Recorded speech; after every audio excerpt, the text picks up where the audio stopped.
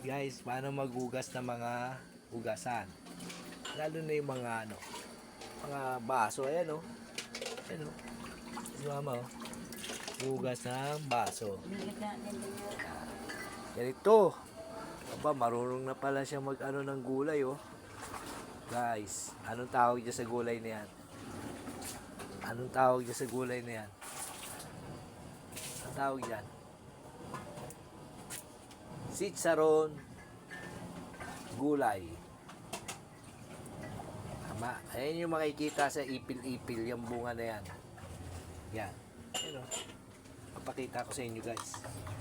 Ito yung nakikita ro sa ipil-ipil. Ayan o. Yan. Yan. Ganyan. Yan. Ayan makikita nyo guys. Ayan o.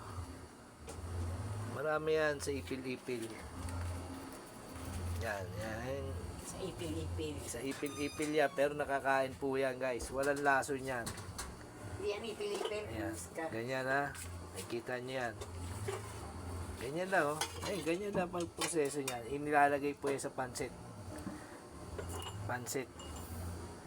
Pansit Cavite. Kasi pag sinabing pansit Malabon, sa Malabon pa yon. Nasa Cavite po tayo. Ayan po, ayan oh. Ganyan.